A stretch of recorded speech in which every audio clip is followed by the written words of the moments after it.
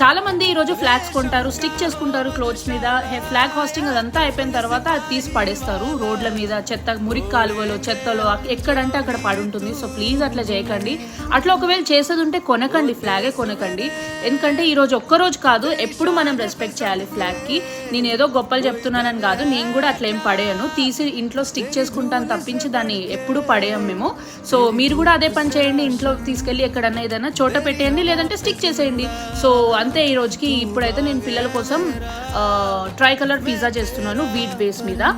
Pizza base ఉంటుంది కదా, so wheat ఇది. అండ్ పైనుంచి సాస్ పెట్టేసి ఇంకా క్యారెట్, రోస్ట్ చేసుకున్న క్యారెట్, పనీర్ అండ్ బీన్స్ అనమాట. మీ ఇష్టం వచ్చిన వెజెస్ వేసుకోవచ్చు. ఈ రోజు ఇండిపెండెన్స్ డే కాబట్టి సో నేను ఇట్లా చేసినాను. సో పిల్లలు మాత్రం చాలా ఇష్టంగా తిన్నారు. మొజరెల్లా చీజ్ వేసేసినాను పైనుంచి.